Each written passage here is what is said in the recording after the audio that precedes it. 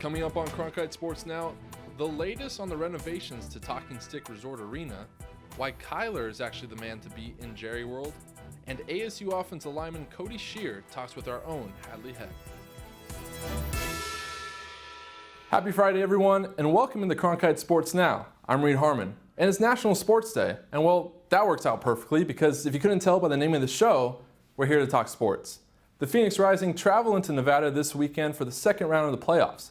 Interim coach Blair Gavin expects his team to face a challenge in the cold weather when they try and snap Reno's 11-game win streak. It'll be a good game. They're a very good team. They won the regular season, so the way they play is challenging because they'll go man-to-man all over the field and they'll put pressure on you. They'll press high, and they're really good on transitional moments. Game time Saturday is set for 6 p.m. Check your local listings. It's been nearly 2 years since the Phoenix City Council approved a $230 million plan to renovate the home of the Phoenix Suns. Because of the pandemic, the renovations are ahead of schedule. Cronkite News reporter Adam Noel tells us when the new Talking Stick Resort Arena will be ready.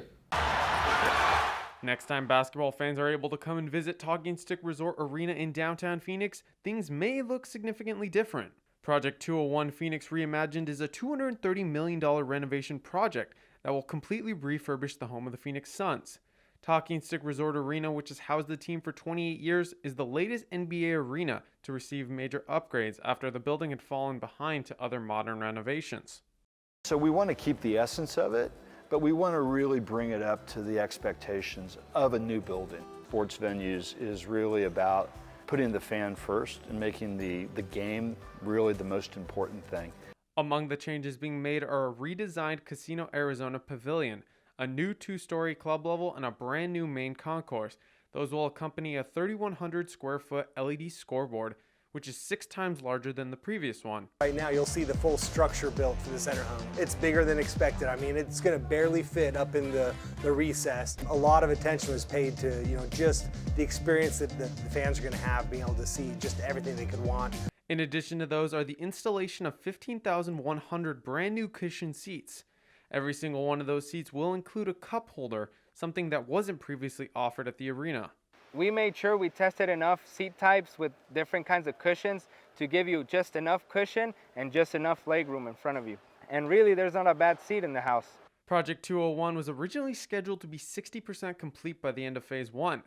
But due to COVID-19 cancellations, the project was able to begin earlier and is now on track to have 80% completion by the end of this year. And Phase 2 of the project is expected to be fully finished before the 2021-22 season. Adam Noel, Cronkite News.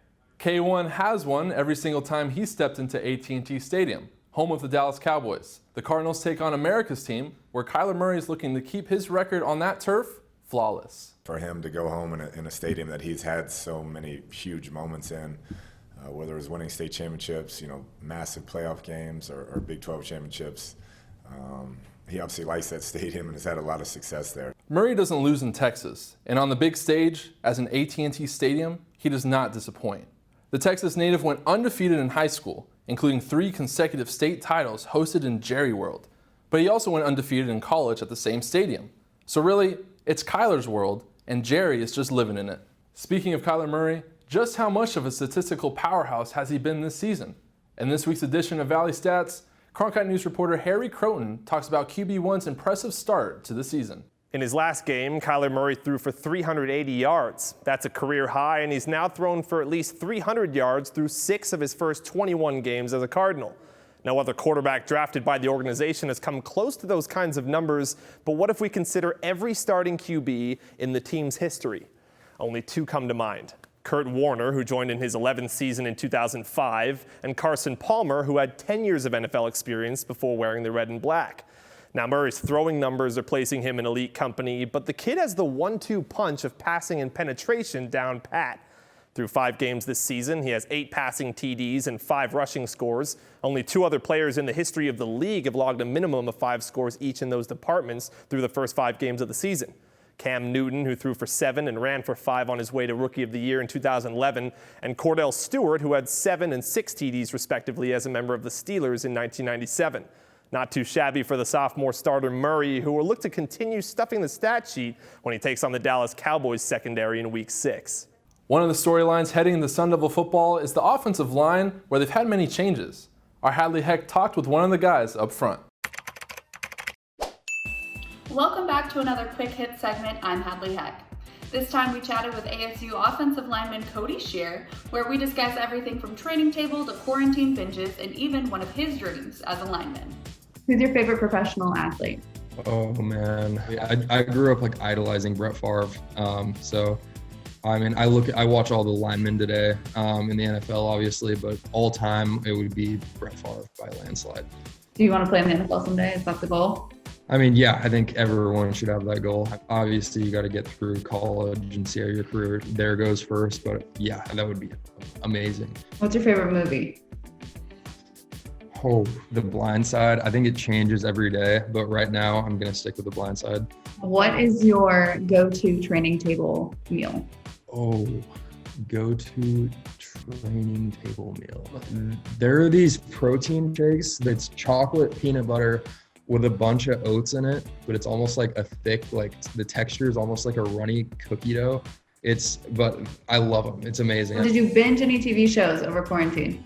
I've watched plenty of shows. There's a Rust Valley. It probably sounds terrible to you, but it's like restoration of like old cars and stuff like that. I'm really into like old cars. I'm a Ford guy, so I like the old F-Series pickups too, like a 75 or 79 pickup. Those are sharp looking. If you weren't a lineman, what position would you play? I mean, lineman can dream, right? Probably tight end, something like that. Like just a more athletic version of myself. Like Cody said, linemen can dream, right? That'll do it for this round of Quick Hits with Hadley Heck, and we will see you next time when we catch up with another student athlete across our state of Arizona. That's going to do it for today's show. Thank you for tuning in. I'm Reed Harmon. Have a great weekend.